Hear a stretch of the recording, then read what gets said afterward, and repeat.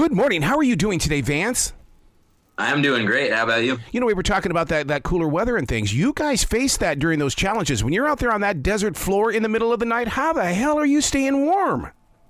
That is a great question. So you would think that Vegas would be hot, but in the middle of the night, it is very cold. So we have actually in between stages 3 and 4, I had a hoodie on, I had long pants on, I had a blanket covering me, and I had a mask on with sunglasses because not only is it freezing, but it's windy. And the dust from the floor is flying all over the place and getting all in your face, all in your nose, all in your eyes. So the Vegas conditions are very tough to work through. Well, let me ask you this question, because I come from the world of martial arts where we put ourselves in conditions on purpose so that nothing gets in the way of doing what it is that we're supposed to do. Do you practice the same exact way? Yeah, so I train with an elevation mask on because Vegas is also elevated. It's about 3,000 feet elevation, I'm pretty sure. So I have an elevation mask that I set to 18,000 feet to where you can barely breathe through that thing at all. And I run my courses in that leading up to Vegas. And it's filmed overnight, which a lot of people don't realize it's dark, but that means that we're getting off of set after sunrise most of the time. Jeez. And we're getting to our hotels when the sun is already out. We have to try to sleep with the sun already out. And then we're also waking up and have to be on set before the sun goes down. So we're getting maybe 3 hours of sleep during Vegas too. So I also train going to sleep at around 6 in the morning, right when the sun is about to rise, waking up at 2 p.m., training multiple times throughout the day like I'm having the multiple course runs. And it's a very hard training schedule to be able to prepare for that. Dude, doing morning radio, that's one thing that we had to do is we had to be up at the crack of dawn, but we also had to be in bed before the sun set. I don't know what this is doing to your body clock and how you've got good control or great control of it. How are you doing that? Yeah, well, I flipped that schedule probably a month and a half before filming Vegas. And then the rest of the year, I try to have it like half flipped, so I don't fully flip it. I usually go to bed during the normal time of the year around 1. And so it's like I don't have to fully flip it, but yeah, it definitely messes with you. And during actual filming, it is horrible, but it's something that we have to prepare for. Well, I'm so glad that you live by one of the great prophets quotes, Post Malone.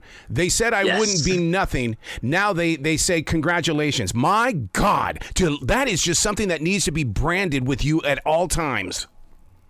Yeah, well, that's been one of my favorite songs for a very long time. I actually heard that song for the first time the day that I won my first national championship, and it stuck with me back then. That was, let me think, 6 years ago.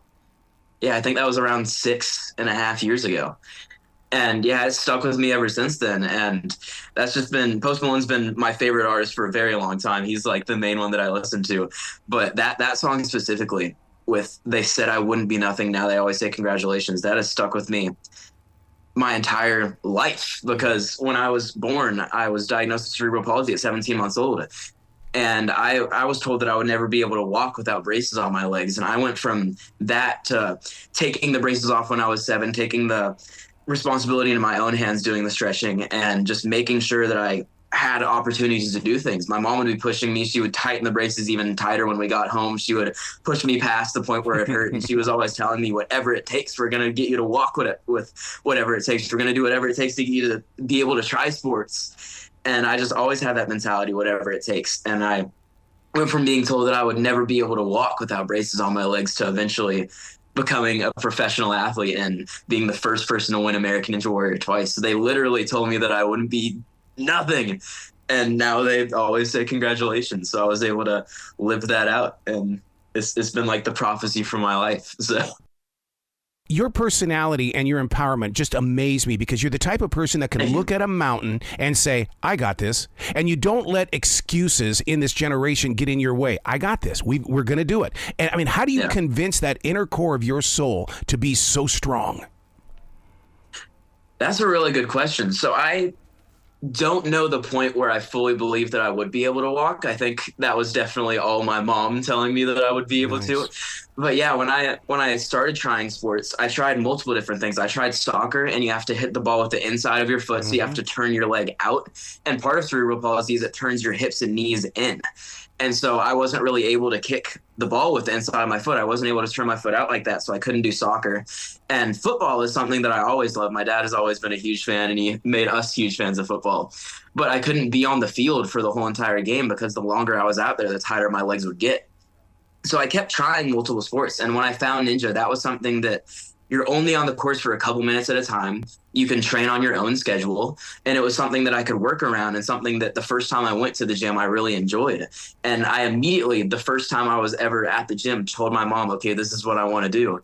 Signed me up for a membership. And she was like, I don't know, you might want to try it a few more times before paying for a year-long membership. And I was like, no, you'll see. And she was like, well, you'll get bored of it. It's the same obstacles every single day. And I was like, no, you'll see. Wow. So I started training for Ninja, and I think probably when I won that first national championship, the day that I heard that song for the first time was when I realized I think I could win this thing. And I set my mind right then that I was going to do it one day, no matter what it took. So how do you deal with pain? And the reason why I bring that up is because this past summer, I ripped my rotator cuff, and the doctor wanted me to do the surgery thing, and I said no, and I went into my own physical therapy. In other words, I did it myself to get movement, everything back to normal, which freaked him out, and he got a little pissed off. But how do you deal with it when you injure something? Do you go to the doctor immediately, or do you just know where to go?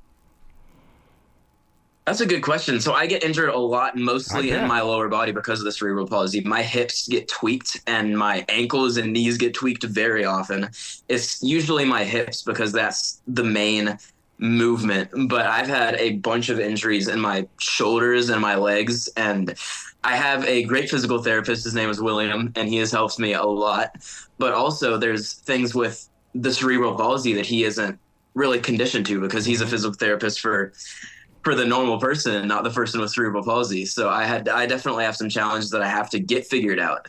And there's actually one right now with my hip that he didn't know the answer to, and we had to go get checked out. And there's a lot of things where physical therapy, there's not really a specific thing to help that, because it's a condition that not a lot of people are accustomed to, especially training at this high of a level. Yeah. And a lot of people with those conditions, they don't keep pushing as hard as I have.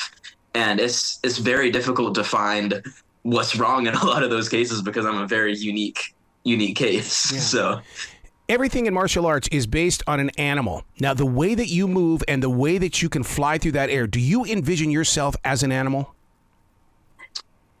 I think the most accurate thing would probably be a monkey from swinging around on one arm. But myself to an animal, I actually don't know what the best answer to that would be. I know my favorite animal is probably a capybara, so I'll go with that. I don't really have a reasoning for it, but the way that you're able to distribute your weight, I mean, that's the thing about it. It's like you go from your legs to your hands. It's got to be moving through you so quickly with no time to think about it. It's just what to do.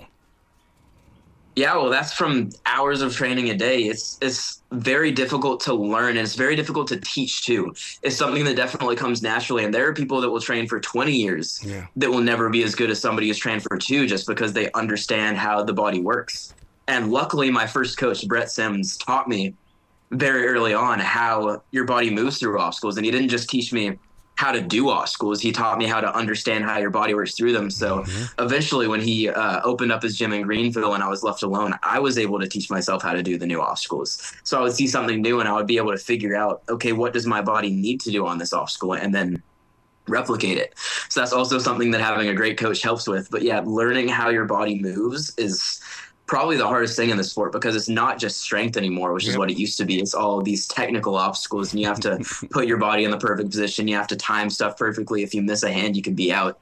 And it's become very technical like that. And that's what separates the normal people from the greats, is really understanding how the body works and what you need to do on those obstacles. Wow. Dude, you got to come back to this show anytime in the future. The door is always going to be open for you. Of course. Might have to take you up on that. All right, man. Well, you be brilliant today, okay? Thank you. You too.